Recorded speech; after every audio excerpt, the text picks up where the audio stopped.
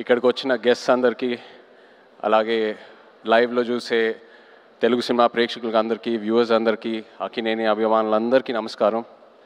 Firstly I'd like to start by thanking Sandeep Reddy Vanga. Sandeep Garu, thank you so much for coming. You are the man of the moment, the man of every moment.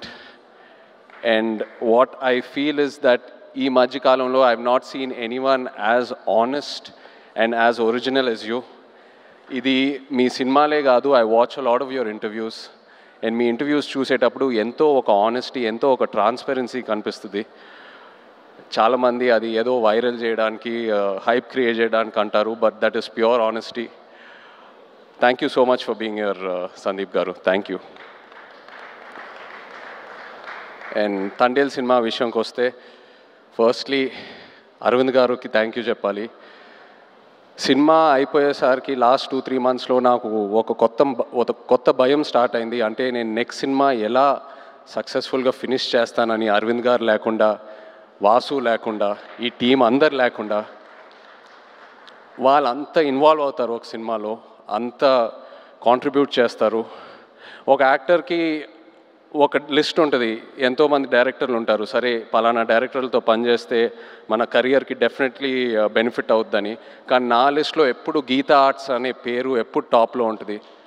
Because A actor ఈ బ్యానర్లో పనిచేస్తే తప్పకుండా ఒక మంచి రిజల్ట్తో బయటికి వస్తారు. So thank you so much Aravind గారు.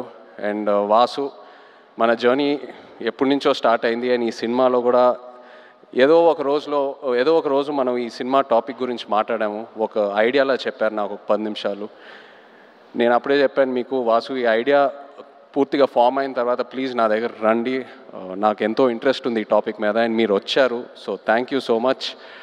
అదే కాకుండా నేను రియల్ లైఫ్ ఈ తండేల్ రాజు క్యారెక్టర్కి నాకు చాలా పెద్ద గ్యాప్ ఉంటుంది.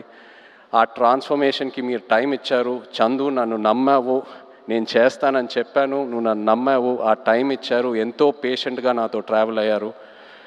నేను చందు ఇది 3వ సినిమాకి నన్ను ఎంతో బాగా ప్రజెంట్ చేసి, ఇన్ఫ్యాక్ట్ నాకంటే ఎక్కువ తనే ఆలోచిస్తాడు నా గురించి.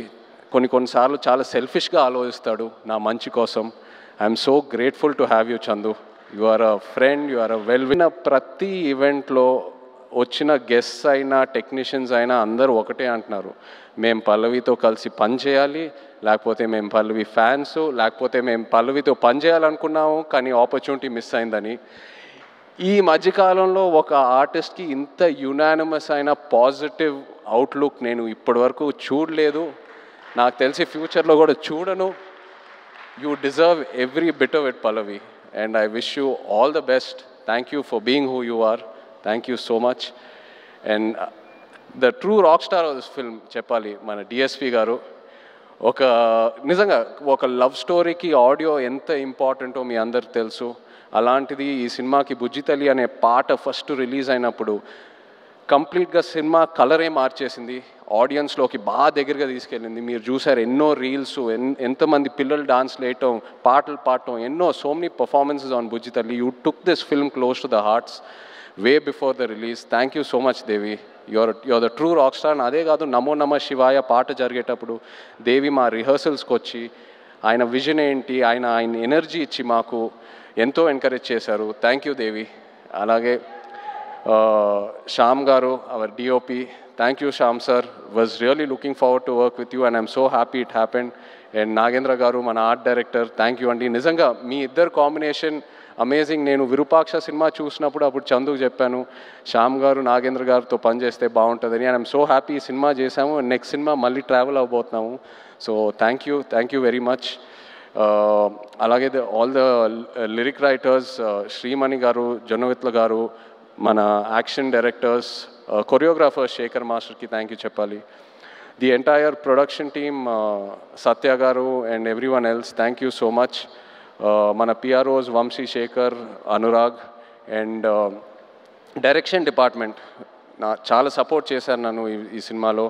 కిరణ్, యోగి అండ్ పట్నాయక్ స్లాంగ్ విషయంలో ఒక శ్రీకాకుళం యాస్ ఉంటుంది ఈ సినిమాలో. That was a very very challenging portion. So ఈ విషయంలో చాలా సపోర్ట్ చేశారు, థ్యాంక్ యూ. అలాగే భాను గారు రియాజ్ ఈ కథ తీసుకొచ్చినందుకు along with Karthik. So thank you all so much. But ఇప్పుడు ద హీరోస్ ఆఫ్ తండేల్ నేను స్టేజ్ మీద పిలుద్దాం అనుకుంటున్నాను. శ్రీకాకుళం నుంచి, మచ్చిలేశం నుంచి వచ్చిన మత్స్యకారులందరినీ కొంచెం వేదిక మీద రావాలని కోరుకుంటున్నాను. ఎందుకంటే వీళ్ళు లేకుండా ఈ తండేల్ సినిమా ఇవాళ ఉండేది కాదు. ఈ తండేల్ రాజు క్యారెక్టరే లేదు.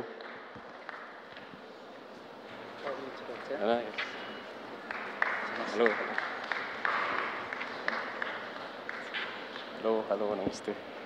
హలో అండి. హలో రండి. హలో. సో చందు నాకు ఫస్ట్ ఈ కథ ఒక ఐడియాగా చెప్పాడు. ఆబ్వియస్లీ బాగా ఎక్సైట్ అయ్యాను. ఒక యాక్టర్కి పల్లవి కమ్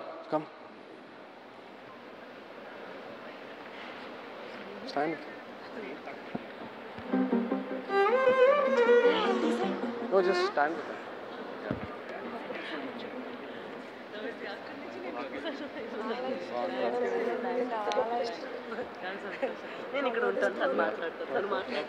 సో చందు నాకు ఈ కథ జస్ట్ ఒక ఐడియాగా చెప్పాడు, ఒక డాక్యుమెంటరీ స్టైల్లో ఒక 10 నిమిషాలు. ఆబ్వియస్లీ కథకి ఎక్సైట్ అయ్యాను, చేద్దాం చందు ఖచ్చితంగా. సో ఆ తర్వాత నన్ను మత్స్యలేశంకి తీసుకెళ్ళాడు. అక్కడ వీళ్ళందరినీ కలిశాను. వీళ్ళు ఎలా ఉంటారు, వీళ్ళ లైఫ్ ఏంటి, వాళ్ళ ఎక్స్పీరియన్సెస్ ఏంటి, వాళ్ళు ఫేస్ చేసిన ఛాలెంజెస్ ఏంటి, అక్కడ మట్టి వాసన ఏంటి, వాళ్ళు తినే తిండి ఏంటి, అన్నీ తెలుసుకొని అప్పుడు నాకు ఈ తండేల్ రాజు కథకి ఒక క్లారిటీ దొరికింది, ఒక ఐడియా వచ్చింది. వీళ్ళేంటంటే ఒక 8-9 నెలలు సముద్రంలోకి వెళ్తారు. ఏదో 2 రోజులు అలా యాట్ అయిన తర్వాత వాళ్ళ బోట్ డెక్ ఫుల్ అయిన తర్వాత మళ్ళీ పోర్టుకు వచ్చి వాళ్ళు పట్టుకున్న ఫిష్ ఏదైతే ఉందో అది ఇచ్చి వాళ్ళ బోట్లకి ఏదైతే కావాలో అవి రీఛార్జ్ చేసుకొని వాళ్ళకి కావాల్సిన ఫుడ్, డీజిల్ అవన్నీ తీసుకొని మళ్ళీ బయలుదేరుతారు. కానీ ఒకసారి సముద్రంలో ఉన్నప్పుడు వాళ్ళకి ఒంట్లో బాగున్నా బాగాలేకపోయినా, ఎలా ఉన్నా, ఒంటరిగా ఉన్నా లేనా, అసలు ఎలాంటి సెల్ ఫోన్ కమ్యూనికేషన్ ఉండదు, ఇంట్లో వాళ్ళు ఎలా ఉన్నారు, వాళ్ళ ఫ్యామిలీస్ ఎలా ఉన్నారు, ఆ బోట్ మీద ఏదైనా ఎమర్జెన్సీ వచ్చినా కూడా సరే వాళ్ళు సముద్రంలోనే ఉండి ఆ యాట పూర్తయ్యాకే మళ్ళీ తిరిగి వస్తారు. అండ్ ఏంటంటే నేను అక్కడ ఉన్నప్పుడు అడిగాను, మీరు ఒకసారి పాకిస్తాన్లోకి వెళ్ళి ఒక సంవత్సరం పైన అక్కడ ఉండి జైల్లో ఉండి ఎన్నో కష్టాలు చూసి ఎన్నో ఛాలెంజెస్ చూసి బయటికి వచ్చారు కదా, మళ్ళీ ఎందుకు వెళ్తున్నారు యాటకి, వేరే ఏదైనా పని చేసుకోవచ్చు కదా అంటే, లేదు మాకు అదే వచ్చు, మాకు ఆ సముద్రం తప్పితే వేరే ఏది తెలీదు, ఏ కష్టం వచ్చినా సరే మేము చూసుకుంటాము. అండ్ ఇది నాకు డైరెక్ట్గానే కాదు, ఆడవాళ్ళ ముందు చెప్పారు. అండ్ వాళ్ళ మొహంలో ఒక భయం కనిపించింది, కానీ ఆ భయం వెనకాల ఎంతో ఒక ఫియర్లెస్ అనే ఒక క్వాలిటీ కనిపించింది. For me this is the true ultimate human emotion. అంటే ఆల్మోస్ట్ ఒక స్పిరిచువాలిటీ, ఒక తపస్లా అనొచ్చు. So these are my real life heroes. వీళ్ళ లేకుండా ఈ తండేల్ సినిమా ఉండేదే కాదు. Thank you so much. మీరు ఎంతో నన్ను ఇన్స్పైర్ చేశారు, మీరు ఎంతో నన్ను మూవ్ చేశారు. ఈ తండేల్ రాజు క్యారెక్టర్లోనే కాదు, but also as a human being మిమ్మల్ని చూశాక ఎంతో నేర్చుకున్నాను. అండ్ ఎంతోమంది అంటూ ఉంటారు ఒక 1.5-2 years ఈ సినిమాలో ట్రావెల్ అవుతూనే ఉన్నానని, బట్ ఇంకో 10 సంవత్సరాలు కూడా వీళ్ళ నుంచి నేను నేర్చుకునే స్టోరీస్, వీళ్ళ నుంచి నేను ఏదైతే ఇన్స్పైర్ అయ్యానో చెప్పాలనుకుంటే చెప్తానే ఉంటాను ఇంకో 10 years కూడా. Thank you so much. ఏదో కొంచెం ట్రై చేసాం తండేల్ సినిమాలో మీ కథలన్నీ బయటికి జనాల్లోకి వెళ్ళాలని, ఇన్స్పైర్ చేద్దామని. ఐ హోప్ మీరందరూ సినిమా చూసి సంతోషం పడతారు. Thank you so much everyone. Feb 7th థియేటర్స్లో దుల్లగొట్టేద్దాం అంతే. Thank you.